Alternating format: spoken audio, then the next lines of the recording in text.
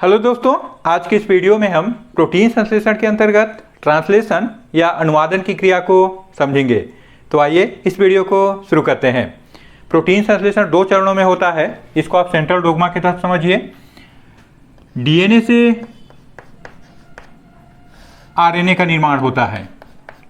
यह क्रिया अनुलेखन या ट्रांसक्रिप्शन कहलाता है और आरएनए से प्रोटीन का निर्माण होता है।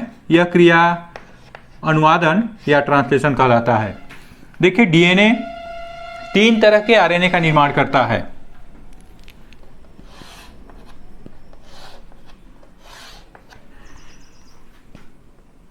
पहला है आरआरएनए, राइबोसोमल आरएनए। दूसरा है एमआरएनए, जिसको कि मैसेंजर या संदेशवाहक आरएनए कहते हैं। और तीसरा टीआरएनए, ट्रांसफर या स्थानांतरण आरएनए। यदि अनुवादन समझना है तो इन तीनों के कार्यों को आपको पहले समझना होगा। देखिए, आरआरएनए का पहला कार्य है कि यह राइबोसोम का निर्माण करता है। राइबोसोम 80 प्रकार के प्रोटीन और आरआरएनए से मिलकर बनता है। राइबोसोम में अनुवादन या ट्रांसलेशन की क्रिया होता है, इसीलिए इसको प्रोटीन की फैक्ट्री कहते हैं। तो जब प्रोटीन संश्लेषण की क्रिया होगा उस समय यह आरआरएनए उत्प्रेरक या एंजाइम के रूप में भी कार्य करते हैं। तो आरआरएनए के दो महत्वपूर्ण कार्य हैं, राइबोसोम का निर्माण और एंजाइम के रूप में। थोड़ा सा आप राइबोसोम की संरचना को भी समझ लीजिए। राइबोसोम दो सब यूनिट से मिलकर बनते हैं, एक बड़ा सब यूनिट और एक छोटा सब यूनिट। यदि प्रोकैरियोटिक कोशिका है तो इसका छोटा सब यूनिट 30 यश का होता है और बड़ा सब यूनिट 50 यश का होता है। लेकिन यदि यूकैरियोटिक कोशिका है तब यह 40 यश और 60 यश का होता है।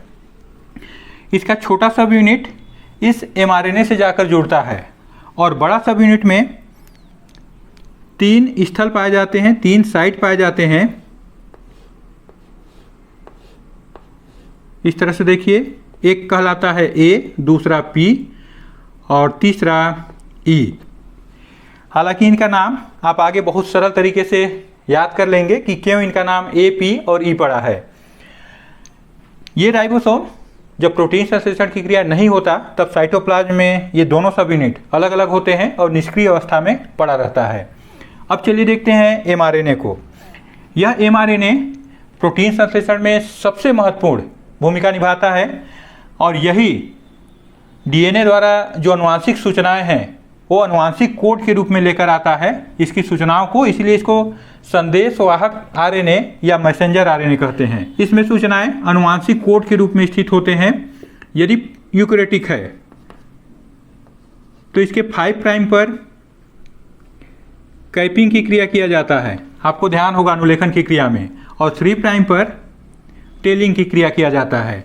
हालांकि ये कैपिंग और टेलिंग, इसमें जो न्यूक्लियोटाइड या कोड है ये ट्रांसलेशन में भाग नहीं लेते, इनका ट्रांसलेशन नहीं किया जाता। बाकी जो इसमें बीच में न्यूक्लियोटाइड होंगे ये 3-3 की संख्या में इस तरह से कोडान कहलाते हैं और इन्हीं कोडान का ट्रांसलेट किया जाता है इस टीआरएनए के द्वारा। तो देखिए, पहला कोडान तो हमेशा AUG ही होगा, क्योंकि इसी को समारंभन कोडान या स्टार्टिंग कोडान कहते हैं। किसी भी प्रकार के जीव हों, सब में पहला कोडान यही होता है, AUG। और जो लास्ट में जहाँ तक प्रोटीन संश्लेषण होना है उसके बाद जब समापन होता है उस समय अंतिम कोडान, इन तीनों में से कोई एक आना चाहिए। तो इसमें हम चलिए लिख लेते हैं UAA को, और ये जो बीच में कोडान है 3-3 का, इसके आधार पे ये टीआरएनए आकर जुड़ते जाता है, उसको आगे समझेंगे। अब देखें टीआरएनए की संरचना को। तो देखिए, टीआरएनए एक सिंगल स्ट्रैंड आरएनए होता है और यह एक क्लोवर लीफ जैसा दिखाई देता है। इसकी संरचना को देखिए, आप ऐसे देखेंगे तो लगेगा कि ये डबल स्ट्रैंड है, लेकिन वास्तव में ये सिंगल स्ट्रैंड का होता है। ये इसका 3 प्राइम और ये इसका 5 प्राइम। यदि डबल स्ट्रैंड रहता तब इसमें 2 3 प्राइम और 2 5 प्राइम उपस्थित होते। ये ऐसा क्यों डबल दिखाई देता है, इसका कारण ये है कि इसमें जो क्षारक के क्रम होते हैं उसके विपरीत क्षारक के क्रम जब पास पास में आते हैं तो इनमें इस तरह से हाइड्रोजन बॉन्ड बन जाता है और जिसके कारण इसका कुछ हिस्सा डबल स्टैंड नुमा दिखाई देता है इस तरह से। इसमें आपको 4 लूप दिखाई दे रहे हैं। ये पहला, ये दूसरा, ये तीसरा, ये चौथा। हालांकि इसका उतना महत्वपूर्ण कार्य नहीं है, लेकिन बाकी जो 3 लूप हैं इनके बहुत महत्वपूर्ण कार्य हैं। इस लूप पर एंजाइम आकर जुड़ता है जो एमिनो अम्ल को इस 3 प्राइम पर जोड़ने का कार्य करता है। ये सबसे महत्वपूर्ण लूप है। इस लूप पर इधर आधार में 3 न्यूक्लियोटाइडों का एक क्रम पाया जाता है। इसमें क्या क्या जुड़े होंगे उसको एक उदाहरण के द्वारा समझिए। देखिए जो mRNA है इसका 5 प्राइम में A है, तो इसका 3 प्राइम में देखिए 3 प्राइम में यहाँ पर क्या होना चाहिए, कौन युग्मन कर सकता है? A से युग्मन करता है U से युग्मन कौन कर सकता है? A, और G से युग्मन कर सकता है C। तो इस तरह से AUG इस कोडान को पढ़ने के लिए जो एंटी कोडान बनता है वो है UAC। ये किस में होता है? tRNA में। तो इसी को पहचान कर इसी का अनुवाद करता है tRNA। तो इसीलिए इस लूप को कहते हैं एंटी कोडान लूप। और ये आकर यहाँ जुड़ेगा और एमिनो अम्ल को ऐसे ही लाते जाएगा। अगला जो कोडान होगा उसके हिसाब से जो एंटी कोडान tRNA में होगा वो आकर यहाँ जुड़ेगा। तो आपको ध्यान रखना है, ट्रांसलेशन का आशय यही है कि जो mRNA पर कोड होते हैं उसको tRNA एंटी कोड के द्वारा पहचानता है और एमिनो एसिड को ला लाकर जोड़ते जाता है। तो आप किसी भी कोडान का एंटी कोड बना सकते हैं। अब इसके बाद चलिए आइए समझते हैं कि ट्रांसलेशन की क्रिया किस प्रकार से होता है। देखिए ये सब क्रियाएं कहाँ पर हो रहे हैं, थोड़ा सा इसको समझिए। तो देखिए डीएनए से आरएनए का निर्माण यदि यूकैरियोटिक है तब यह केंद्रक के भीतर होता है, और प्रोकैरियोटिक है तो साइटोप्लाज्म में होगा। इसको मान लेते हैं कि ये साइटोप्लाज्म है। ये देखिए इस साइटोप्लाज्म में निष्क्रिय एमिनो अम्ल 20 प्रकार के एमिनो अम्ल इस तरह से इस पे बिखरे होते हैं। ये निष्क्रिय होते हैं। देखिए जैसे ही डीएनए के द्वारा एमआरएनए का निर्माण होता है, यह एमआरएनए इस केंद्र की झिल्ली को पार कर केंद्र की छिद्र के द्वारा इस साइटोप्लाज्म में आता है। जैसे ही साइटोप्लाज्म में पहुंचेगा, इस साइटोप्लाज्म में कुछ हलचल होता है। क्या क्या परिवर्तन होना चालू हो जाते हैं, आइए उसको समझें। पहला है एमिनो अम्ल का सक्रियकरण। देखिए ये जो एमिनो अम्ल हैं ये निष्क्रिय रहते हैं, ये एटीपी और एंजाइम की सहायता से एक्टिव हो जाते हैं। तो यहाँ पहला कार्य क्या होगा, देखिए ये जो एमिनो अम्ल हैं ये एटीपी से क्रिया करेगा और साथ ही एंजाइम, कौन सा एंजाइम होगा इसमें, amino acyl tRNA synthetase enzyme. इस एंजाइम की सहायता से एक कॉम्प्लेक्स बनता है, उसका नाम है amino acid adenosine monophosphate enzyme complex. सिर्फ आपको ऐसे ही इसका नाम लिख देना है और ध्यान रखना है कि इसमें एएमपी मोनोफॉस्फेट है, यहाँ पे ट्राइफॉस्फेट 2 फास्फेट इसमें एक्स्ट्रा हो रहे हैं, तो इसको आपको इस तरह से निकाल भी देना है। तो ये जो बना एएमपी एंजाइम कॉम्प्लेक्स, इसके कारण एमिनो एसिड सक्रिय हो गए। अब इस सक्रिय एमिनो अम्ल अपने अपने विशिष्ट टीआरएनए से जाकर जुड़ेंगे। हर एमिनो अम्ल किसी भी टीआरएनए से नहीं जुड़ सकता।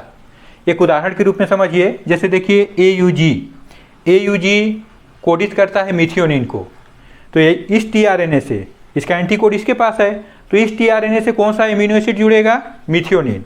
इसको ऐसे समझिए, ये मान लेते हैं मिथियोनिन, यह मिथियोनिन एमिनो अम्ल, इसका कॉम्प्लेक्स बना देते हैं, इसके साथ एंजाइम और एटीपी को जोड़ देते हैं। तो देखिए इस तरीके से एक संरचना बना लेते हैं।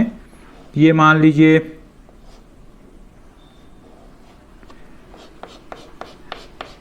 Amino acid AMP enzyme complex हो गया। इसमें यहाँ पर ये जो घेरा दिख रहा है ये जाकर इस लूप से जुड़ता है। मैं पहले ही बताया था कि ये जो लूप है इससे आकर एंजाइम जुड़ता है। तो यही एंजाइम जो है ये पहचान कराता है कि ये मेट है या मिथियोनिन जो है ये इस टीआरएनए से जुड़ेगा। तो एंजाइम हर एमिनो एसिड को पहचान कर उस टीआरएनए से जोड़ते जाते हैं। यहाँ कैसे जुड़ेगा, तो देखिए यहाँ पर आ गया, इस लूप से ऐसे जुड़ गया और यहाँ जो एमिनो एसिड है इसको इसके 3 प्राइम पर इस तरह से जोड़ देता है, और जोड़ने के बाद ये एंजाइम अलग हो जाता है और ये जो टीआरएनए बना ये कहलाता है चार्जेड टीआरएनए। तो इस तरह से यहाँ तक 2 पॉइंट कंप्लीट हो गया, एमिनो अम्ल का सक्रियकरण और चार्जेड टीआरएनए का निर्माण। अब इसके बाद क्या होता है, देखिए इस एमआरएनए के 5 प्राइम पर ये जो राइबोसोम का छोटा सब यूनिट है, ये जाकर जुड़ता है। इसको आगे के चित्र में देखेंगे। आगे के चित्रों में हम इस चार्जेड टीआरएनए को इस तरह से बनाएंगे, क्योंकि ये थोड़ा सा ज़्यादा बड़ा जगह लेगा, तो आप इस संकेत से भी इसको समझ लेंगे। ऊपर की ओर यहाँ पर एमिनो अम्ल जुड़ा होगा और नीचे यहाँ पर इसका एंटीकोडॉन होगा। यहाँ देखिए, अलग अलग स्टेज के लिए mRNA को मैं एक ही बार बना दिया हूँ। mRNA के 5 प्राइम पर सबसे पहले राइबोसोम का छोटा सब यूनिट आकर जुड़ता है, तो इसको हम यहाँ इस तरीके से जोड़ देते हैं। देखिए, ये हो गया छोटा सब यूनिट, इस तरह से यहाँ पर जुड़ जाएगा। अब इसके बाद बड़ा सब यूनिट नहीं जुड़ता, बल्कि जो चार्जेड टीआरएनए है, वह टीआरएनए जिस पर एमिनो एसिड जुड़े हुए हैं, जिसका कोडान यहाँ पर उपलब्ध है, अर्थात जिसके पास इसका एंटी कोडान होगा, वह टीआरएनए आकर यहाँ पर पहले जुड़ेगा। तो देखिए, अभी हम लोग देखे थे कि AUG का एंटी कोडान होता है UAC, तो ऐसा टीआरएनए जिसके पास UAC है, वह आकर इस AUG के साथ जुड़ जाता है और साथ ही यहाँ पर इसका एमिनो अम्ल होगा। चूँकि AUG मेथियोनिन को कोडित करता है, तो यहाँ पर मेथियोनिन एमिनो एसिड होगा। अब इसके बाद राइबोसोम का बड़ा सब यूनिट यहाँ पर आकर जुड़ेगा, तो उसको यहाँ जोड़ देते हैं। देखिए, ये हो गया राइबोसोम का बड़ा सब यूनिट। और मैं आपको पहले ही बताया था कि इसमें 3 साइट होते हैं। देखिए, पहला वाला साइट, ये A साइट, यहाँ पर वाला साइट ये कहलाता है P साइट, और यहाँ जो साइट होगा ये कहलाता है E साइट। अब क्या होता है, देखिए, इसमें A साइट खाली है। यहाँ पर जिस टीआरएनए के पास इसका एंटीकोडॉन होगा, वह टीआरएनए आकर यहाँ पर जुड़ेगा। तो देखिए, यहाँ पर AGU है, तो कौन सा टीआरएनए आकर जुड़ सकता है यहाँ पर? जिसके पास एंटीकोडॉन A का क्या होगा? U, G का C और U का A। ये एंटीकोडॉन AGU सेरीन को कोडित करता है, तो यहाँ मैं लिख देता हूँ सेरीन। ये देखिए, सेरीन एमिनो एसिड आ गया इसके साथ। अब ध्यान रखिए कि जैसे आकर A साइट पर टीआरएनए जुड़ा, ये जो 2 एमिनो एसिड दिख रहे हैं, इनके बीच में एक पेप्टाइड बंध बन जाता है इस तरह, और इस पेप्टाइड बंध को बनाने में सहायता करता है इस राइबोसोम को बनाने वाला आरआरएनए। आरआरएनए को बताया था कि यह उत्प्रेरक या एंजाइम की भांति भी कार्य करता है, तो इस पेप्टाइड बंध को बनाने में सहायता करता है। जैसे बंध बना, ये जो टीआरएनए है, इस टीआरएनए से इसका संबंध टूट जाता है। तो देखिए, दोनों एमिनो एसिड किसके पास चले गए? A साइट पर।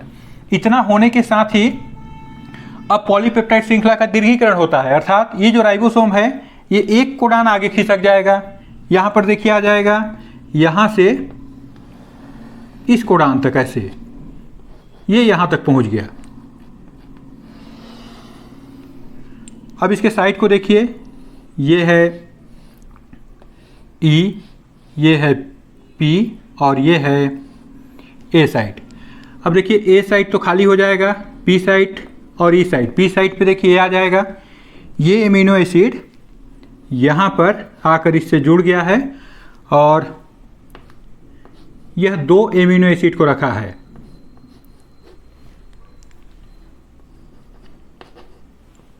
चलिए, यहाँ पर मिथियोनिन है, यम लिख दिए, यहाँ यस लिख दिए। अब क्या होगा, इस एग्जिट साइट पर कौन सा पहुँच गया? ये वाला जो इसको रखा था, लेकिन अभी इसके पास यह जुड़ा हुआ नहीं है, ये टीआरएनए। अब देखिए, यहाँ पर क्या होगा, A साइट पर जिसके पास यहाँ जो कोडान है, उसका एंटी कोडान जो टीआरएनए रखा है, वह फिर आकर अब इस A साइट पर जुड़ेगा। देखिए, A site acceptor, P site polypeptide श्रृंखला बनाओ और E साइट एग्जिट। आओ, जोड़ो और बाहर। तो इसको इसी आधार पे कहा गया है, A साइट एक्सेप्टर, P से पॉलीपेप्टाइड और E से एग्जिट। यहाँ जो आएगा A साइट पर, उसी को पूरा एमिनो एसिड को जो पॉलीपेप्टाइड श्रृंखला है उसको दे दिया जाएगा।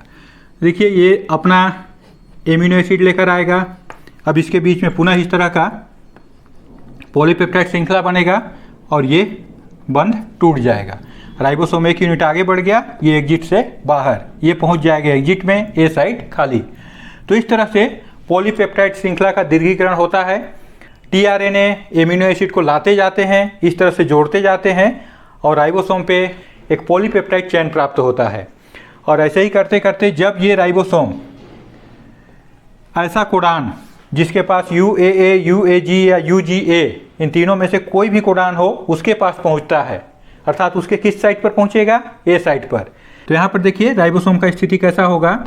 ये देखिए 3 कोडान मान लीजिए ऐसा है और ऊपर ये हो गया बड़ा सब यूनिट। यहाँ पर जो टीआरएनए है वो उसको निकलना है। यहाँ पर जो टीआरएनए है उसके पास बहुत सारे एमिनो एसिड पॉलीपेप्टाइड श्रृंखला के रूप में है।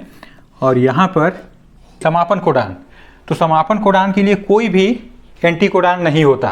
3 कोडान ऐसे हैं जिनके द्वारा कोई एमिनो एसिड नहीं जोड़ा जाता, इनको कहते हैं समापन कोडान। तो जैसे ए साइट पर कोई भी समापन कोडान आता है तो उस समय देखिए ऐसा स्थिति होगा पूरा। यहाँ पर बहुत सारे एमिनो एसिड इस तरह से जुड़ चुके होंगे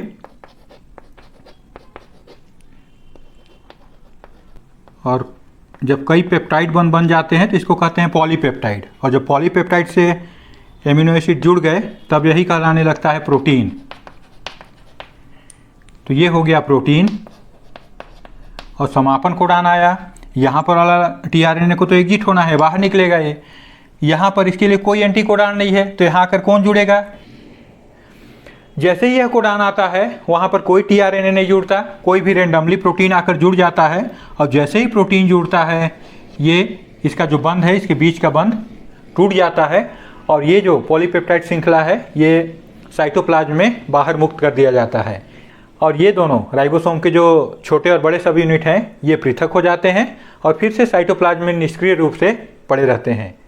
तो इस प्रकार से प्रोटीन का संश्लेषण होता है। यदि इसको पॉइंट बाय पॉइंट देखें तो पहला पॉइंट है इनिशिएशन या समारंभन, जिसमें अमीनो अम्ल का सक्रियकरण, टीआरएनए का चार्ज होना और इस एमआरएनए से राइबोसोम के सब यूनिट का जुड़ना, फिर टीआरएनए का एमआरएनए पर जुड़ना और उसके बाद राइबोसोम की बड़ी सब यूनिट का जुड़ना। ये इतना जुड़ जाते हैं तब श्रृंखला का शुरुआत हो जाता है। अब उसके बाद क्या होगा, इलॉन्गिनेशन, दीर्घीकरण। बार बार टीआरएनए आकर न्यूक्लियोटाइडों को जोड़ते जाएगा और ये लंबा श्रृंखला बनते जाता है पॉलीपेप्टाइड का। यही कहलाता है इसका इलॉन्गिनेशन या दीर्घीकरण। और अंत में समापन, जब कोई भी समापन कोडान आता है तो पॉलीपेप्टाइड श्रृंखला का समापन हो जाता है। तो इस तरह से प्रोटीन संश्लेषण की क्रिया पूरा होता है।